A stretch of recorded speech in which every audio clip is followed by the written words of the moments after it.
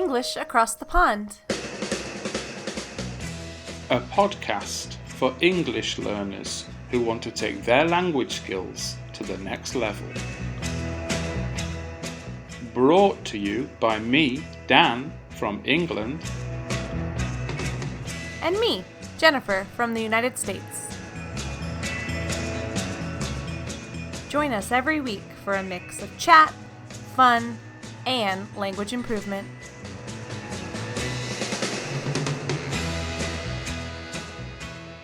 English Across the Pond.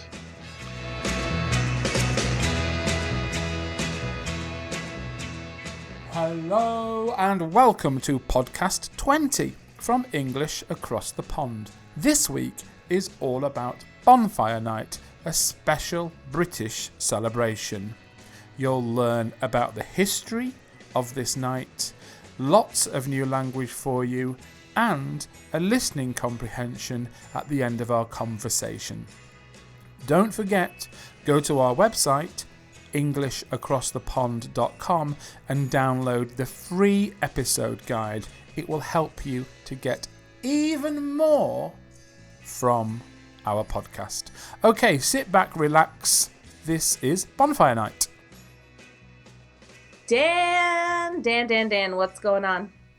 Hello, Jennifer. Hello, English Across the Pond. How are things? Things are great in my neck of the woods, as always. I loved that picture you shared of your daughter on Halloween. Was it so amazing? Spooky, huh? Yes. It was Amy trick-or-treating with her best friend, and the light was really nice for it. So yeah, we had a fab time. It was really good. Awesome. It was so great here. Great success as well. Halloween Haunted House was just as good last year, and I made it out alive. Yay! Good. Today, you have something very interesting to tell me about, something very unique to British culture. We have a special celebration. Just a week after Halloween, we have, you can call it Bonfire Night, or you can call it Guy Fawkes Night. It's awesome. Guy Fawkes Night. Yeah. Bonfire Night. Would you like to hear a little bit about Guy Fawkes Night, my American friend? I would love to hear about Bonfire Night and Guy Fawkes Night, and I know our listeners would love to hear about this night too. Here we go. A very short history. 400 years ago, a group of people were not happy with our government, with our parliament, and with the king. And so they decided to blow them up with a huge bomb. Pretty dramatic. Yeah, dun dun dun. Yeah. Unfortunately for the plotters, for the conspirators, other people knew about the plot and they knew the king. So when the man, Guy Fawkes was his name, when the man went to blow up the bomb, the police found him. They caught him red-handed underneath where the king was, and they killed him. And the king said, we should celebrate this, that nobody was hurt, and we'll have a big party. And so for 400 years, we've been having this party on November the 5th. We make a man from old clothes, and we put newspaper inside the clothes. This is the guy.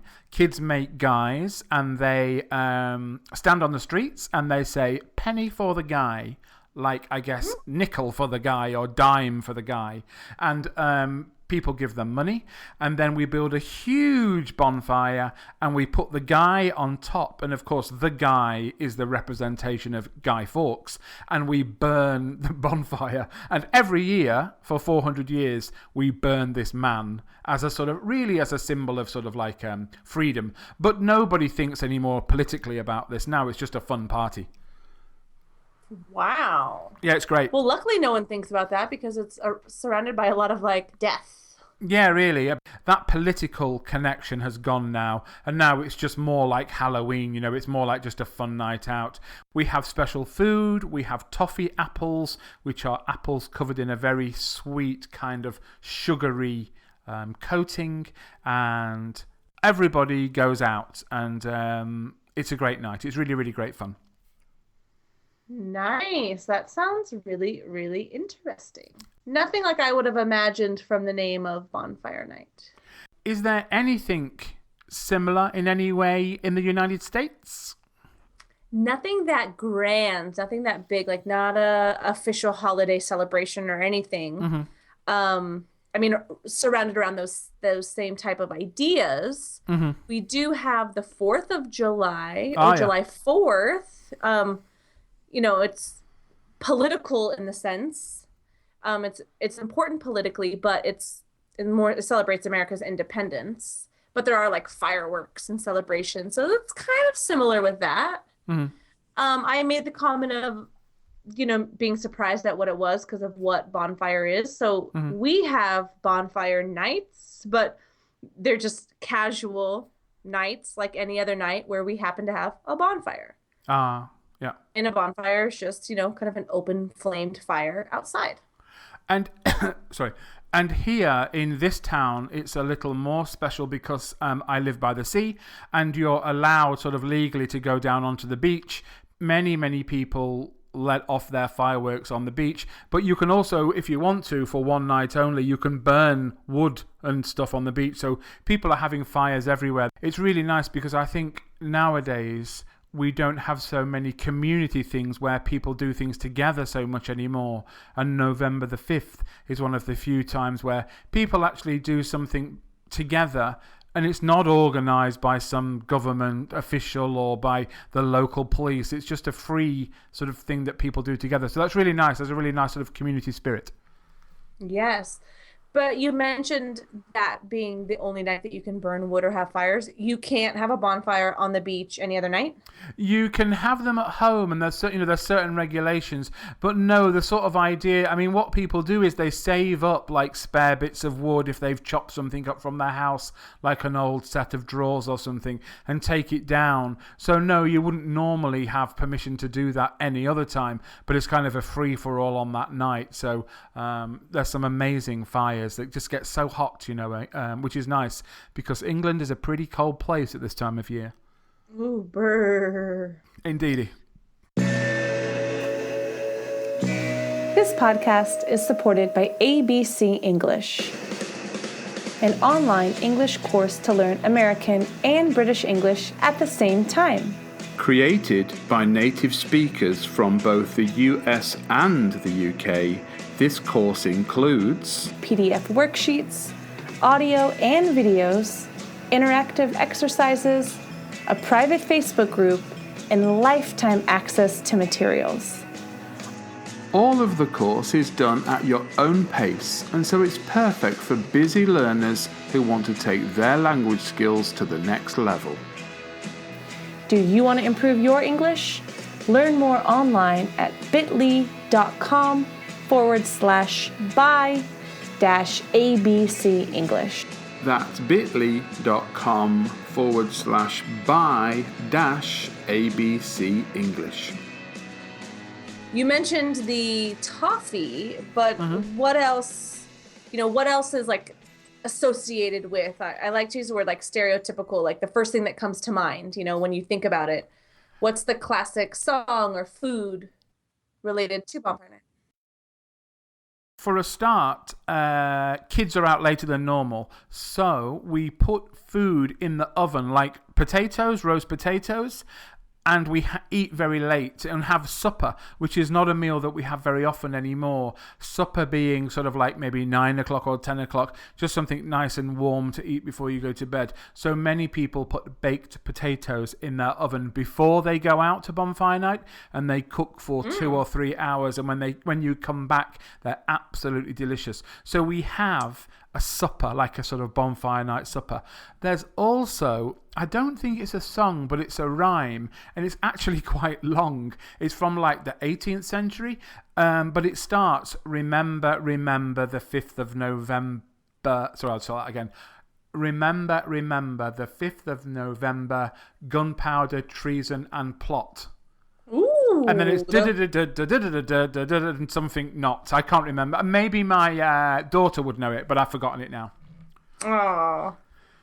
I'm sure it's on the internet. If we'll put the full rhyme up on our episode guide. Yes.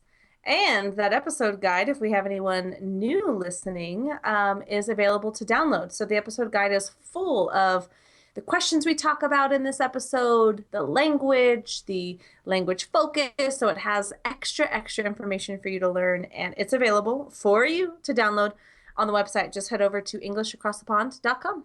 Is it expensive, Jennifer, this episode guide? Oh my gosh, it's full of so much information, and it costs $0. It's for free. It's for free. It's amazing. Yeah, beautiful. Yes. Yeah, we do recommend the episode guide because it will help you to get so much more out of English Across the Pond and really help you to learn English even more effectively. Yes. So Bonfire Night's tomorrow, right? You're right, yeah. And we have bought a few fireworks, not many. We've got like a little box of fireworks that we're going to take down to the beach. Our friend is coming over and we're going down together. It will be fab. So I will be posting a picture or two to our Instagram. Nice. I can't wait to see it. Are these fireworks... It's so hard. When I imagine fireworks, like I said, we have 4th of July, which are these massive fireworks. Yeah. Are they big? Well, ours aren't. I think some families must save money because some of the fireworks that they have are absolutely huge and they must cost, we have got very small fireworks and they weren't really cheap. Some families must spend over $100, invest quite a bit of money in it. You can go to organised firework displays and there they have obviously really amazing fireworks, more like the 4th of July. But as I said before, it's nice to go down the beach and just enjoy the unorganised fireworks. So that just about wraps things up for our Bonfire Night episode. It's a pity you won't be here, Jen, but there will be photos that you can look at and sort of get a feel of our Bonfire Night experience. Ooh, so you're going to tease me with these photos. Thank you. Yeah, well, maybe next year. I'm excited to see it, so I hope you and your family have so much fun. We will. Thank you for sharing such an amazing part of British culture today. Always a pleasure. Lovely to talk to you and lovely to talk to our listeners. Thank you, everybody, so much for listening. Thanks for joining us, and we will talk to you next week. Take care, guys. Thank you. Bye. Bye.